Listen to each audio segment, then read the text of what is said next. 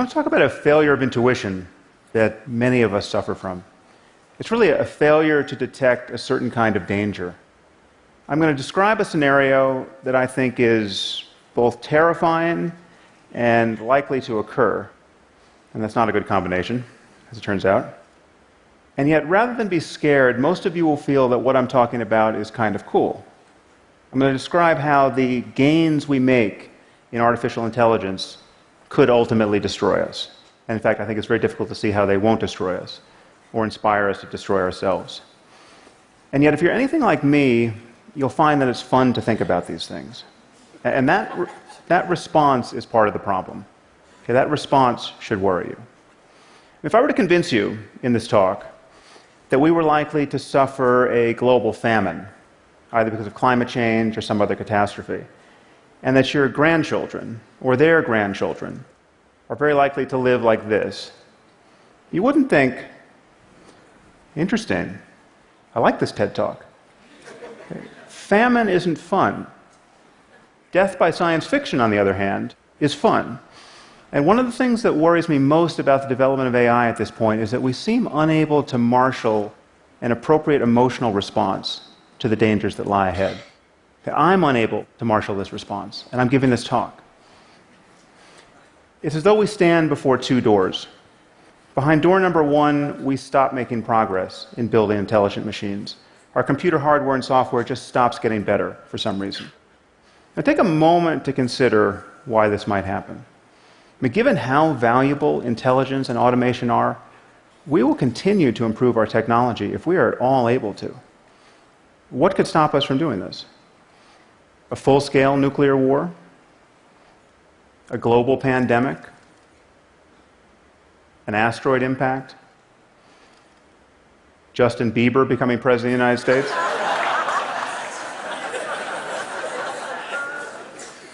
The point is, something would have to destroy civilization as we know it. Okay, you have to imagine how bad it would have to be to prevent us from making improvements in our technology permanently, generation after generation. Almost by definition, this is the worst thing that's ever happened in human history. So the only alternative, and this is what lies behind door number two, is that we continue to improve our intelligent machines year after year after year. And at a certain point, we will build machines that are smarter than we are. And once we have machines that are smarter than we are, they will begin to improve themselves. And then we risk what the mathematician I.J. Good called an intelligence explosion, that the process could get away from us. Now, this is often caricatured, as I have here, as a fear that armies of malicious robots will attack us. But that isn't the most likely scenario. It's not that our machines will become spontaneously malevolent. The concern is really that we will build machines that are so much more competent than we are that the slightest divergence between their goals and our own could destroy us. Just think about how we relate to ants. Okay, we don't hate them. We don't go out of our way to harm them. In fact, sometimes we take pains not to harm them. We step over them on the sidewalk. But whenever their presence seriously conflicts with one of our goals, let's say when constructing a building like this one, we annihilate them without a qualm. Okay, the concern is that we will one day build machines that, whether they're conscious or not, could treat us with similar disregard. Now, I suspect this seems far-fetched to many of you. I bet there are those of you who doubt that superintelligent AI is possible, much less inevitable. Right, but then you must find something wrong with one of the following assumptions. And there are only three of them. Okay. Intelligence is a matter of information processing in physical systems. Okay, actually, this is a little bit more than an assumption. But we have already built narrow intelligence into our machines, and many of these machines perform at a level of superhuman intelligence already. And we know that mere matter can give rise to what is called general intelligence, an ability to think flexibly across multiple domains. Because our brains have managed it, right? I mean, there's just atoms in here.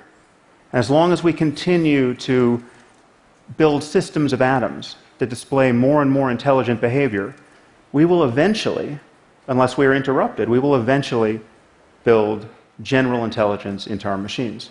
It's crucial to realize that the rate of progress doesn't matter. Any progress is enough to get us into the end zone. We don't need Moore's law to continue. We don't need exponential progress. We just need to keep going. The second assumption is that we will keep going. We will continue to improve our intelligent machines.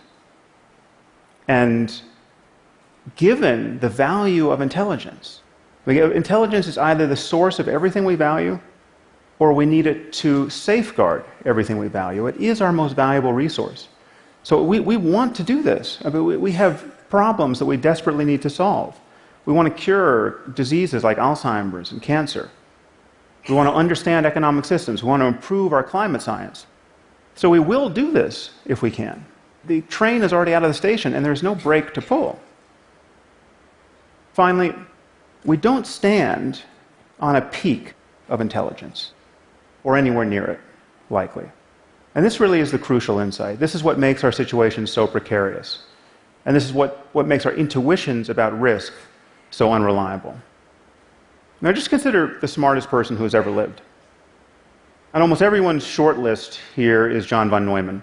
I mean, the impression that von Neumann made on the people around him, and this included the greatest mathematicians and physicists of his time, is fairly well documented. I mean, if only half the stories about him are half true, there's no question he's one of the smartest people who's ever lived. So consider the spectrum of intelligence. Okay, we have John von Neumann, and then we have you and me, and then we have a chicken. Sorry, a chicken. There's no reason for me to make this talk more depressing than it needs to be. It seems overwhelmingly likely, however, that the spectrum of intelligence extends much further than we currently conceive. And if we build machines that are more intelligent than we are, they will very likely explore this spectrum in ways that we can't imagine, and exceed us in ways that we can't imagine. And it's important to recognize that this is true by virtue of speed alone, right? So imagine we just built a superintelligent AI, right, that was no smarter than your average team of researchers at Stanford or at MIT. Well, electronic circuits function about 1 million times faster than biochemical ones. Okay, so this machine should think about 1 million times faster than the minds that built it. So you set it running for a week, and it will perform 20,000 years of human-level intellectual work, week after week after week. How could we even understand, much less constrain, a mind making this sort of progress? The other thing that's worrying, frankly, is that imagine the best-case scenario. So imagine we hit upon a design of superintelligent AI that has no safety concerns. We have the perfect design the first time around. It's as though we've been handed an oracle that behaves exactly as intended. Well, this machine would be the perfect labor-saving device. It can design the machine, that can build the machine, that can do any physical work, powered by sunlight, more or less for the cost of raw materials. Okay, so we're talking about the end of human drudgery. We're also talking about the end of most intellectual work. So what would apes like ourselves do in this circumstance? Well, we'd be free to play frisbee and give each other massages, add some LSD and some questionable wardrobe choices, and the whole world could be like Burning Man. Okay? Now, that might sound pretty good, but ask yourself, what would happen under our current economic and political order? Okay, it seems likely that we would witness a level of wealth inequality and unemployment that we have never seen before, absent a willingness to immediately put this new wealth to the service of all humanity. Okay, well, a few trillionaires could grace the covers of our business magazines, while the rest of the world would be free to starve. And what would the Russians or the Chinese do if they heard that some company in Silicon Valley was about to deploy a superintelligent AI? This machine would be capable of waging war, right, whether terrestrial or cyber, with unprecedented power. This is a winner-take-all scenario. To be 6 months ahead of the competition here is to be 500,000 years ahead at a minimum. Okay, so it seems that even mere rumors of this kind of breakthrough could cause our species to go berserk. Now, one of the most frightening things, in my view, at this moment are the kinds of things that AI researchers say when they want to be reassuring. And the most common reason we're told not to worry is time. This is all a long way off, don't you know? This is probably 50 or 100 years away. One researcher has said, worrying about AI safety is like worrying about overpopulation on Mars. Okay, this is the Silicon Valley version of don't worry your pretty little head about it. Okay, no one seems to notice that referencing the time horizon is a total non sequitur. Okay, if intelligence is just a matter of information processing, and we continue to improve our machines, we will produce some form of superintelligence. And we have no idea how long it will take us to create the conditions to do that safely. Let me say that again. We have no idea how long it will take us to create the conditions to do that safely. And if you haven't noticed, 50 years is not what it used to be. I mean, this is 50 years in months. This is how long we've had the iPhone. This is how long The Simpsons has been on television. 50 years is not that much time to meet one of the greatest challenges our species will ever face. And once again, we seem to be failing to have an appropriate emotional response to what we have every reason to believe is coming. The computer scientist Stuart Russell has a nice analogy here. He said, imagine that we received a message from an alien civilization, which read, "People of Earth, we will arrive on your planet in 50 years. Get ready." And now we're just counting down the months until the mothership lands. Okay. We would feel a little more urgency than we do.